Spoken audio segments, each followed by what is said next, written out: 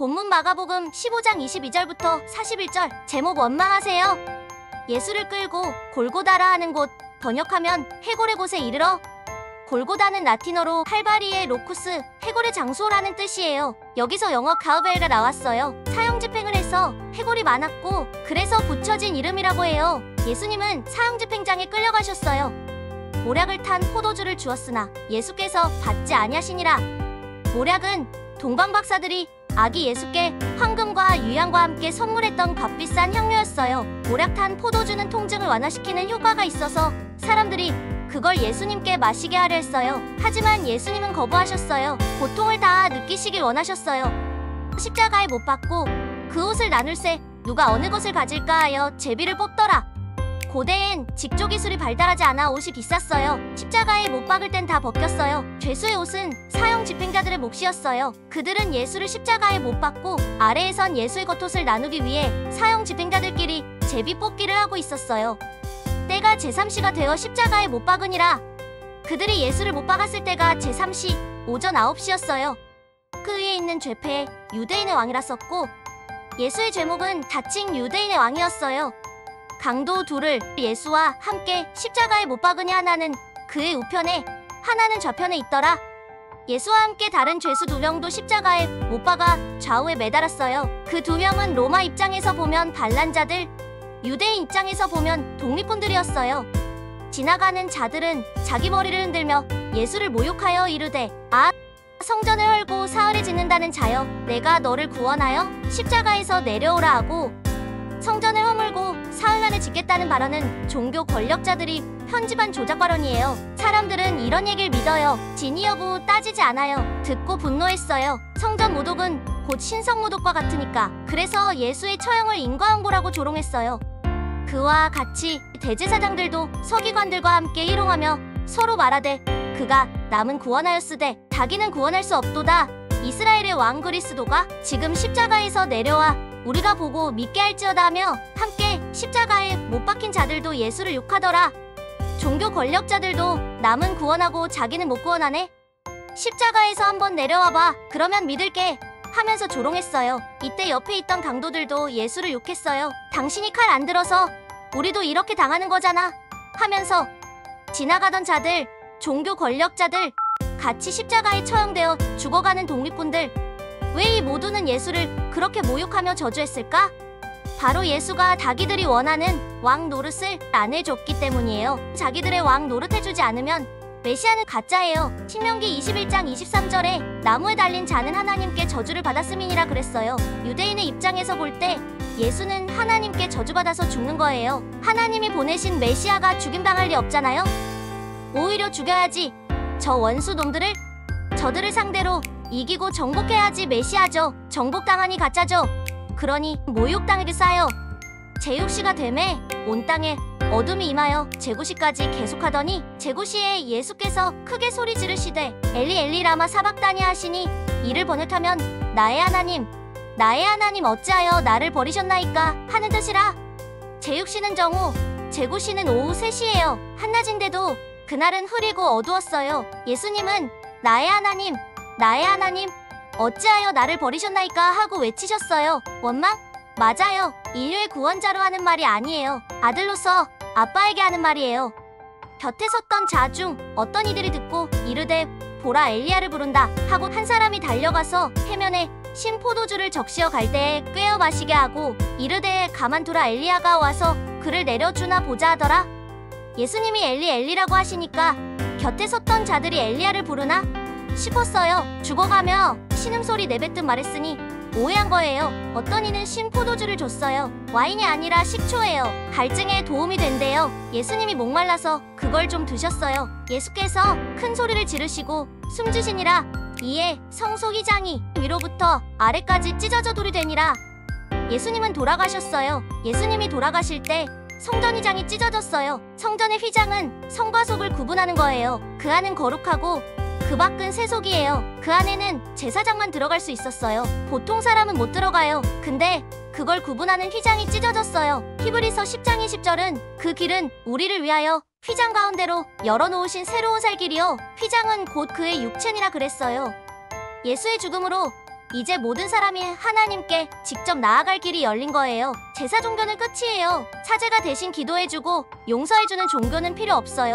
하나님을 믿는 자는 누구나 하나님과 직접질할 수 있고 문제를 해결받을 수 있어요. 예수의 죽음이 종교의 패러다임을 완전히 바꾼 거예요. 그럼에도 불구하고 카톨릭은 많은 부분 제의적 구분을 가지고 있어요. 인간이 그렇게 하루아침에 바뀌는 존재가 아니라서 그래요. 사람은 규칙에 길들여질 때 편안함을 느끼는 경향이 있거든요. 그래서 인간 사회에서 율법주의나 제의 종교는 영원히 사라지지 않을 거예요. 예수님은 죽으셨어요. 이제 우리의 살 길이 뭐예요? 하나님께 직접 나아가는 거예요. 그걸 위해서 주님이 십자가에서 죽으신 거예요. 아프면 아프다, 힘들면 힘들다. 아빠 하나님께 말하면 돼요. 사람한테 말하면 실수가 되고 문제가 돼요. 하지만 아빠한테 말하면 원망도 기도가 되고 상황을 바꾸는 열쇠가 돼요. 예수를 향하여 섰던 백부장이 그렇게 숨지심을 보고 이르되 이 사람은 진실로 하나님의 아들이었도다 하더라. 예수의 임종을 지켜본 백부장이 있어요. 그는 유대인이 아니라 로마인이에요. 직업군인이에요. 근데 이 이방인이 예수님이 죽어가시는 걸 보면서 이 사람은 진실로 하나님의 아들이었도다 그랬어요. 예수님을 살아 생전에 본 것도 아니고 예수님이 죽은 자를 살리는 걸 본 것도 아니에요. 예수가 죽어가는 걸 보면서 그렇게 말했던 거예요. 다른 유대인들처럼 정복하는 메시아라는 헛된 꿈에 사로잡히지 않으니까 예수가 죽어가는 모습을 보면서 이분이 진짜 신의 아들이셨구나 라고 인정했던 거예요. 멀리서 바라보는 여자들도 있었는데 그 중에 막달라 마리아와 또 작은 야고보와 요새의 어머니 마리아와 또 살로메가 있었으니 이들은 예수께서 갈릴리에 계실 때에 따르며 섬기던 자들이요. 또 이 외에 예수와 함께 예루살렘에 올라온 여자들도 많이 있었더라. 힘 있는 남자들은 다 가고 여인들만 남았어요. 여인들은 제자들처럼 당국의 표적이 되지도 않으니 도망칠 필요 없어요. 그래서 예수의 마지막 임종을 지켜볼 수 있었어요. 아무 도움도 드릴 수 없는 힘없는 자들이 마지막까지 예수님과 함께 있었어요. 지금은 예수님이 가장 외로울 때인데 그 외로운 길에 함께 해드렸으니 얼마나 영광된 일이에요? 이게 아이러니예요. 때론 힘이 없어야 주께 도움을 드릴 수 있어요. 그래서 때론 하나님이 우리에게서 힘을 가져가시기도 해요. 예수님 마지막에 아빠, 아버지께 원망하셨어요. 십자가에 혼자 버려진 느낌이셨을 거예요. 그래서 아빠 하나님께 아빠 왜 나를 버리셨어요? 하고 원망했어요. 물론 인류의 구원자로서 체면이 서는 모습은 아니에요. 하지만 예수님은 인간으로 오셨고 누구에게 보여주기 위해 이 십자가 퍼포먼스를 하는 게 아니잖아요. 억울하게 누명 쓰고 죽임당하는 거잖아요. 얼마나 억울해요? 얼마나 속상해요? 이 길로 날 몰아넣으신 아빠가 얼마나 원망스러워요? 하나님께 아빠 왜 버리셨어요? 라고 하시는 게 당연하죠. 예수님의 마지막이 인류의 구원자로서는 뭔가 위신이 서지 않는다고 생각하는 사람들은 이걸 어떻게든지 숨기거나 미화하려 해왔어요. 그러나 그럴 필요 없어요. 왜냐하면 예수님은 자신의 강함 때문에 인류의 구원자가 되신 게 아니기 때문이에요. 예수님은 확실히 죽어가면서 약해지셨어요. 인류의 구원자치고는 초라했어요. 멋있지 않았어요. 하지만 그 약함 가지고도 주님은 온 인류의 구원자가 되셨어요. 그 이유가 뭐예요?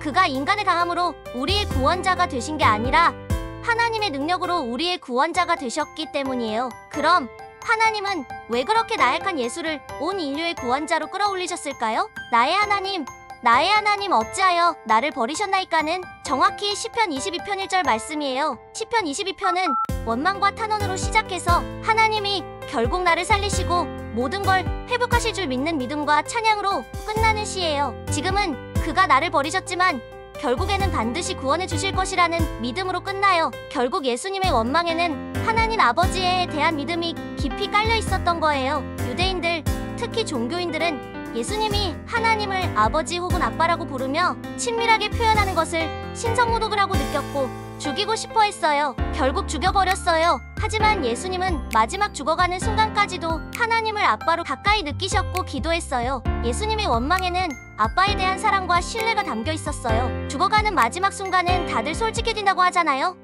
죽어가는 마지막 순간 예수님은 담담한 척하지 않으셨어요. 인류의 구원자로서가 아니라 아빠의 사랑하는 아들로서 서셨어요. 십자가에 버려진 홀로 된 느낌을 그대로 솔직히 표현하셨어요. 원망하셨어요. 아빠를 사랑하는 아들은 아빠한테는 그래도 돼요. 분명 예수는 나약하고 초라하게 죽었어요. 하지만 인간적인 강함이 아니라 아빠 아버지를 믿는 믿음으로 온 인류의 구원자가 되신 거예요. 그러므로 여러분, 힘들 때 아빠 아버지께 원망하세요. 실컷 원망을 퍼부으세요. 믿으니까, 사랑하니까 그렇게 할 수 있는 거예요. 어떤 실수도, 약함도 다 용납하세요. 솔직한 표현은 강력한 기도예요. 나약하고 초라한 죽음을 맞이한 예수도 인류의 구원자로 만들어주셨는데 우리 아빠 아버지께서 우리에게 뭘 못해주시겠어요? 걱정 말고 아빠 아버지께 실컷 원망하세요. 그가 죽은 모든 것을 살리시고 능력으로 역사하실 것입니다.